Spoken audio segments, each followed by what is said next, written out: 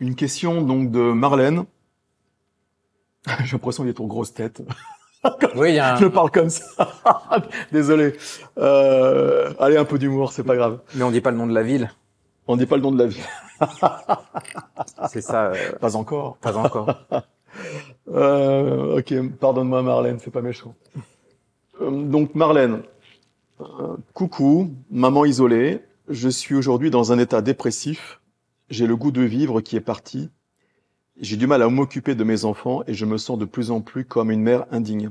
Comment m'en sortir? Je commence si tu veux. Comme tu le sens.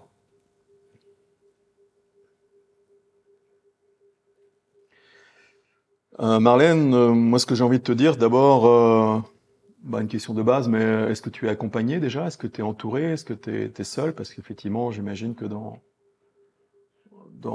l'état d'être dans lequel tu es actuellement, ça doit être un peu compliqué. En plus, avec des enfants à s'occuper, nous sommes parents, nous savons ce que c'est.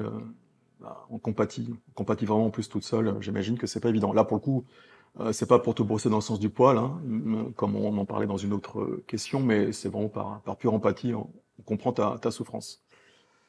Donc évidemment, ce que je vais te dire est un petit peu facile, mais c'est important de ne pas être seul dans ce genre de passage de ta vie. J'ai envie également de te dire que déjà tu n'es pas indigne. Ça enlève-toi ça de la tête. Tu es juste un être qui souffre, voilà, et qui en manque d'énergie vitale.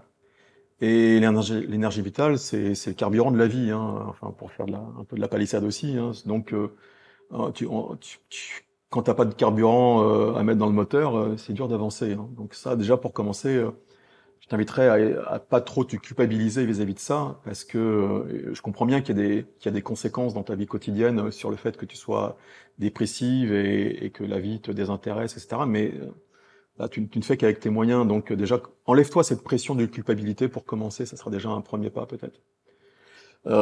Ensuite, est-ce que tu as identifié l'origine de ta dépression? Est-ce que tu as déjà commencé un travail sur toi pour ça? En termes d'origine, bien sûr, mais aussi en termes d'intensité, est-ce que tu es en dépression légère, avancée? Bon, peut-être que Cédric aura plus d'informations là-dessus après, par rapport à ton cas précis. C'est aussi important de savoir ça. Alors moi, je ne suis pas psychothérapeute, donc je me limiterai à l'approche spirituelle, on va dire, de la dépression. Euh, En spiritualité, la dépression est considérée comme un mécanisme de transformation.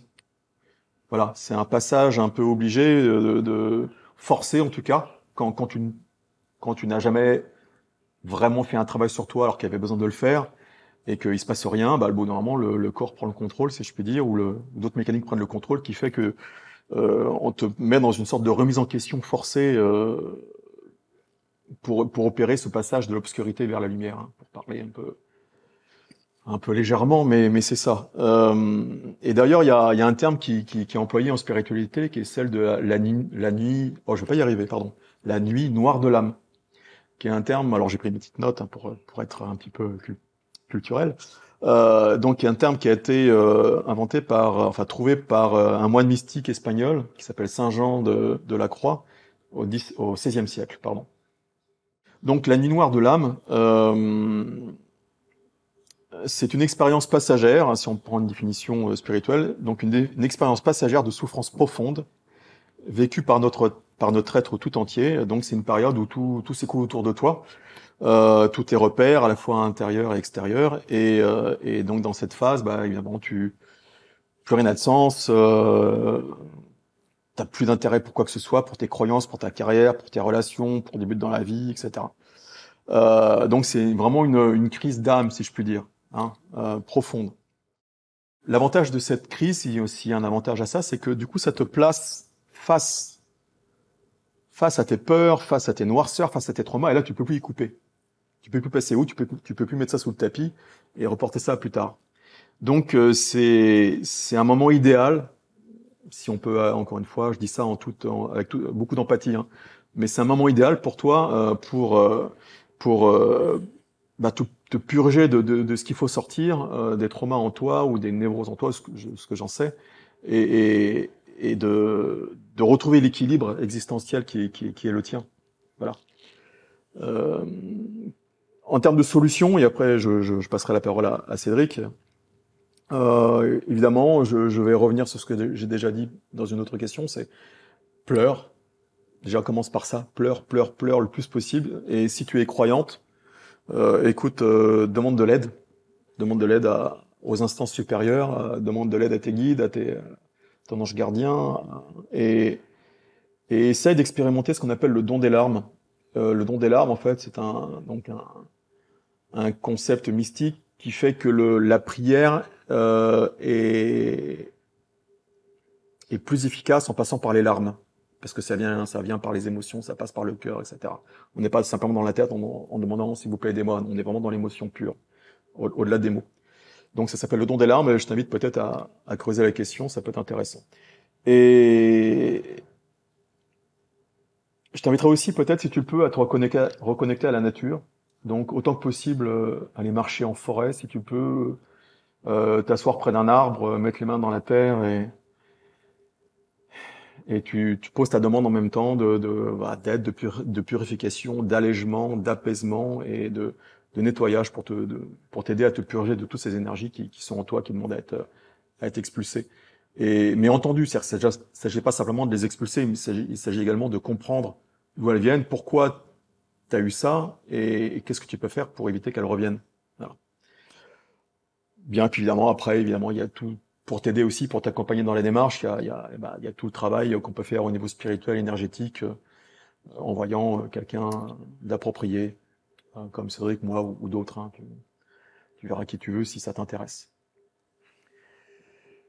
Voilà. Marlène, oui, effectivement. Alors, ton état dépressif, c'est un outil que ton corps en fait utilise parce qu'il t'a indiqué plein de choses depuis très longtemps. Et alors, ton âme et ton corps t'ont informé de plein de choses et tu ne les as jamais reconnus. Et à un moment donné, en fait, les deux associés ont trouvé cette solution, c'est de te mettre au lit pour un mois ou un mois et demi ou 3 semaines ou peu importe combien ça dure. Euh, du coup, je reviens sur toujours avec la partie empathique, hein, mais sur ce que disait Stéphane, c'est effectivement il y a un côté en fait opportunité. C'est une fenêtre en fait qui t'est donnée, effectivement pour te poser des questions, pour au moins te rendre compte.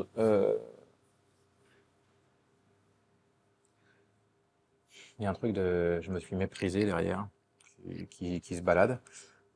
Donc je vais y aller comme ça. Je vais y aller tout de suite spécifique pour toi, Marlène. Il y a un truc de, je me suis méprisé qu'il faut que tu ailles regarder. Je me suis trahi, je me suis menti. Et au moins cette fenêtre-là, il faut que tu reconnaisses ça. Il faut que tu arrives à reconnaître à quel point en fait tu vois, je vais prendre l'exemple du burn-out pardon dans le travail, c'est que et je pense qu'il y a un peu de ça chez toi, mais il y a aussi lié à mon avis avec une grosse histoire d'amour. Donc il y a peut-être les deux d'ailleurs qui vont de pair, je pense. Sans faire de jeu de mots avec père et père, parce que je pense que c'est lié au père de tes enfants. Du coup, si tu veux, quand tu fais un burn-out au boulot, c'est qu'en fait, on t'indique depuis très longtemps que tu ne peux plus supporter ce que tu supportes. Ton corps, t'as déjà mis 3 grippes et 2 gastro cet hiver, mais toi, tu as continué à y aller aller au boulot avec la boule au ventre.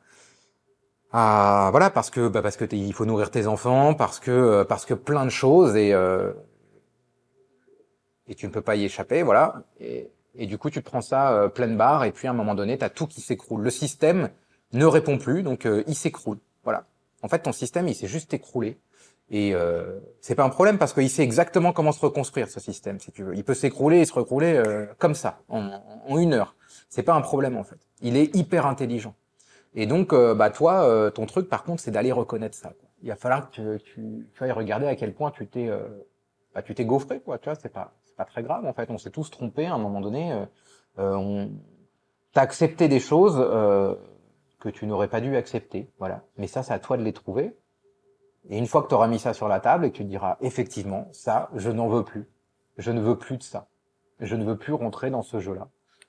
Eh bien, tu vas voir que y a quelque chose qui va commencer à renaître en toi.